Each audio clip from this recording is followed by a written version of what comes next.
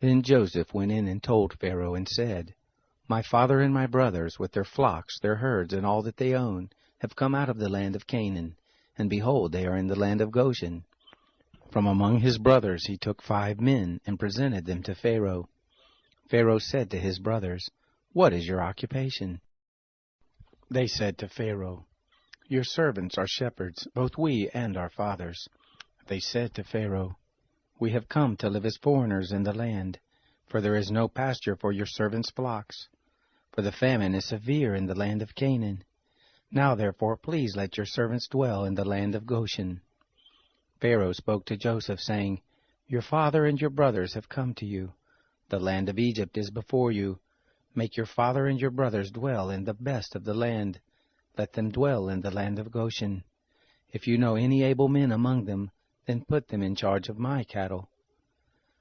Joseph brought in Jacob his father, and set him before Pharaoh. And Jacob blessed Pharaoh. Pharaoh said to Jacob, How many are the days of the years of your life? Jacob said to Pharaoh, The days of the years of my pilgrimage are 130 years. Few and evil have been the days of the years of my life, and they have not attained to the days of the years of the life of my fathers in the days of their pilgrimage. Jacob blessed Pharaoh, and went out from the presence of Pharaoh. Joseph placed his father and his brothers, and gave them a possession in the land of Egypt, in the best of the land, in the land of Ramses, as Pharaoh had commanded. Joseph nourished his father, his brothers, and all of his father's household with bread according to their families.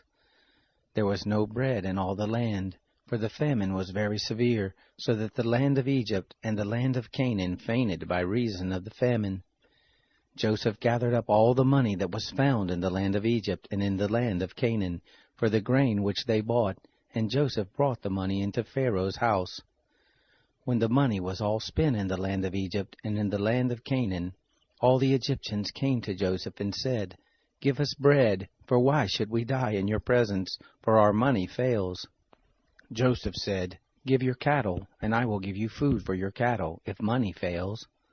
They brought their cattle to Joseph, and Joseph gave them bread in exchange for the horses, and for the flocks, and for the herds, and for the donkeys, and he fed them with bread in exchange for all their cattle for that year.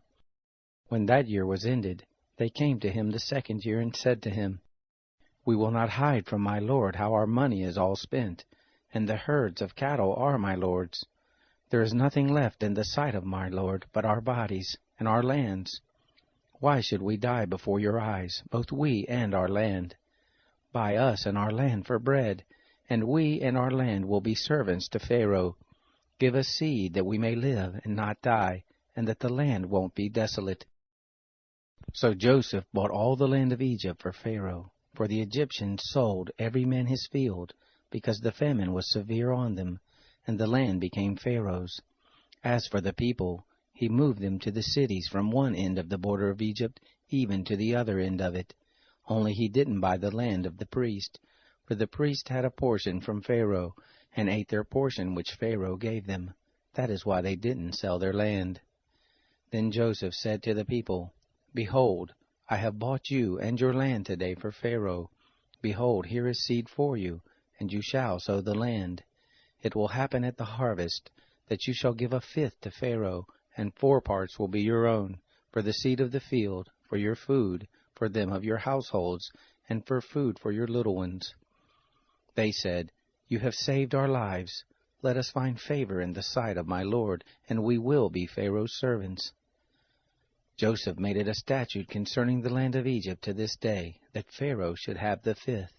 Only the land of the priest alone didn't become Pharaoh's.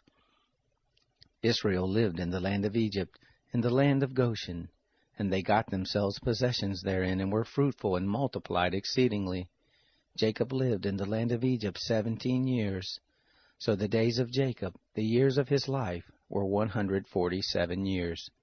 The time drew near that Israel must die, and he called his son Joseph and said to him, If now I have found favor in your sight, please put your hand under my thigh, and deal kindly and truly with me. Please don't bury me in Egypt, but when I sleep with my fathers, you shall carry me out of Egypt, and bury me in their burying place. He said, I will do as you have said. He said, Swear to me. And he swore to him. Israel bowed himself on the bed's head.